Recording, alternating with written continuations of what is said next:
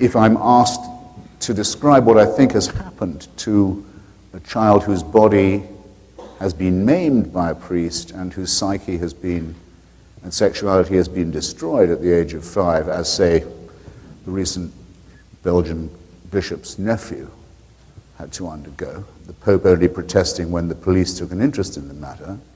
It doesn't make it, by the way, an exception, it makes it the rule.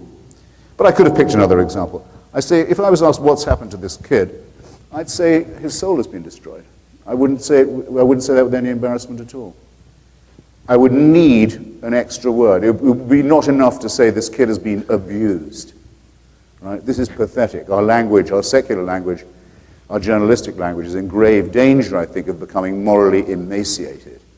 Abuse for rape and torture and the prolonged destruction of the possibility of a full personality. No, you need more than that. The Germans have a word for it. Soul murder. It's a good expression. You wouldn't want to be without it. And I would affirm that genuinely. Just as I find that the word evil is absolutely necessary. You mentioned my work, thank you, on Saddam Hussein and others. I feel I've even smelled it. The sense of evil that you get with racism and genocide and sadism, what I've described in my materialist note as the surplus value of dictatorship, an evil and cruel dictatorship that wants evil and cruelty not for its own interest or because it would serve its turn or kill its enemies. That's too easy to explain. No, likes these things for their own sake. Will do them even if it risks the stability and reputation and profitability of the regime. Needs it. Needs cruelty. Needs murder. Needs the real, authentic stench of evil that I claim to have felt in my own nostrils. I think any account of fascism that lacks that is, again, morally thin and historically emaciated too. By the way, if you ever want a liberal who doubts this, get him to say the word evil. Do you know how to do it? You can. Just put the word lesser in front of it and they'll vote for it. They know, it's just they don't like to admit it. So, materialism needn't be reductionism. But we mustn't inflate the religious claim either. Let's take 3. I'll just take 3, and then I think we ought to turn it over, of Shmuley's critiques. I'll start with Dr. King. Actually, he had a better title in front of his name than Reverend, which was Doctor, but never mind, that's a quibble. When he cited the Hebrew prophets, which he did all the time, because there was really only one way of getting an audience in the South without being immediately killed, and that was to claim that you were speaking in the name of the Christian God of the slavers, who'd invented the problem in the first place, so you better know your testament, boy. That's the only licensed form of criticism there was in the epoch of racist dictatorship. And he knew the books, sure he knew the books, and my friend Taylor Branch, in his wonderful biography of him, gives the books their, if you like, the volumes their right names, The Pillar of Fire, The Parting of the Waters. Yes, he knew the Exodus story. Aren't we glad he didn't mean it? He would have been saying his tribe was entitled to kill anyone else who got in their way. The Amalekites, the Midianites, away with them. Kill them, kill their children, take their women, steal their land. You have God on your side and justice too. Aren't we really glad that Dr. King, who studied Hegel at university and did his real work on secular studies, aren't we glad that he knew this stuff was metaphorical at best and toxic even then? And even then he's in a joust with the people who say the slogan of the Confederacy, Deo Vindice, God is on our side. That's the first thing. The second thing is this: we lose something from our history. And I will say this on the platform, the podium of the great Abraham Lincoln. It's a good place to say it. A man who was an absolutely determined non-believer and satirist and ridiculer of religion, and the first to point out that both sides in this terrible oncoming war claimed that God favored them.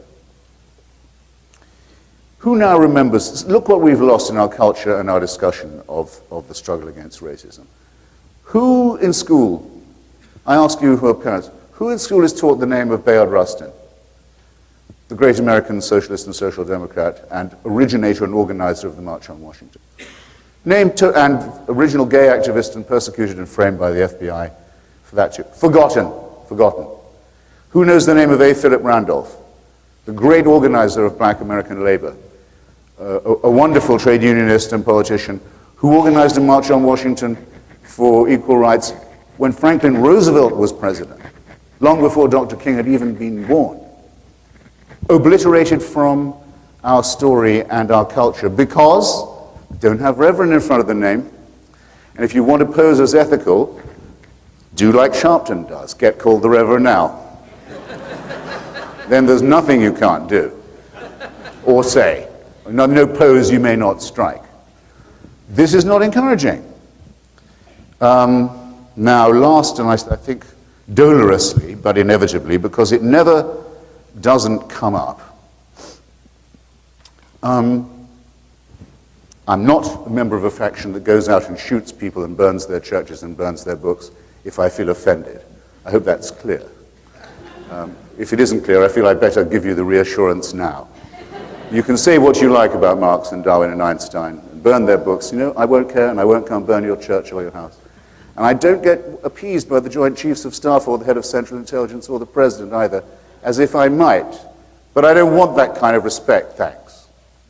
Only the religious and the faithful seem entitled to demand that.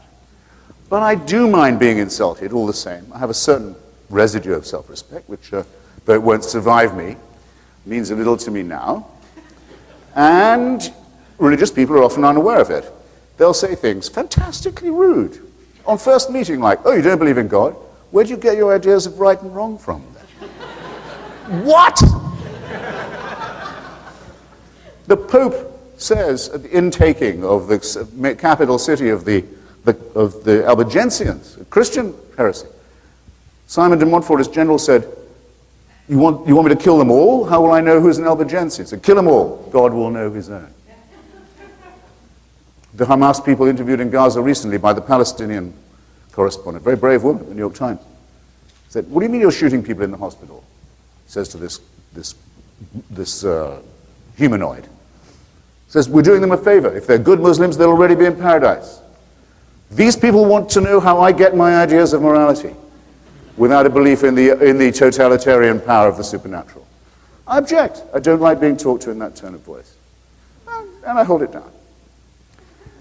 And then I get told that atheism is Nazism. The Pope does it today, getting off the fucking plane in Edinburgh to talk to the Queen. And Shmuley doesn't exactly not say it. Now, on this, because of the totalitarians of the 20th century, Adolf Hitler is the only one he mentioned more than twice.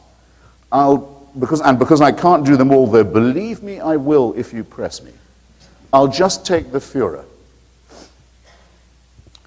My former colleagues and ancestors at the New School produced a very comprehensive edition of Mein Kampf, a hard book to get. They wanted everyone to read it, and I have several copies of the edition they brought out in 1940. Just slightly too late, actually, in the hope of warning people. I think it's at the closing pages of chapter 2 that Adolf Hitler says that his work against the Jews is done on the direct instruction and inspiration of Almighty God. It's certainly a trope that's repeated throughout the book. And there was no reason for someone brought up in Catholic Austria, Bavaria, not to think that. Centuries of Christian instruction in the poisonous nature of the Jewish people, the verminous character of the Jewish people. An uncontroversial remark. The Vatican at that point was willing to ban books by Evelyn Waugh and Graham Greene. Say nothing, books about evolution and the Big Bang. They were invited to ban Mein Kampf, did they? No, they didn't. Instead, the Vatican made its first ever political treaty with the Third Reich, exchanging complete control over education on their part for complete control over the rest of the state by the Nazi Party.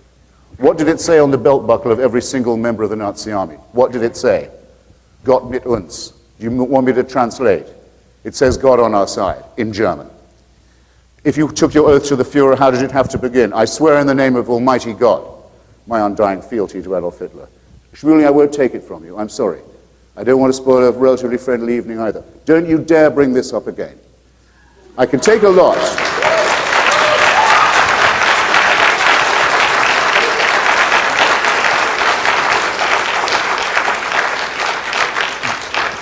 Read any history of fascism in the 20th century and take out the word fascist from any history that's remotely objective, including much written by Christian historians, and just put in, instead of the word fascist, extreme Catholic, you don't need to change another word. To say this was secular is just getting history completely wrong. To say it's atheist is a deliberate, conscious insult, and I won't have it. So, now you know how rude I can be.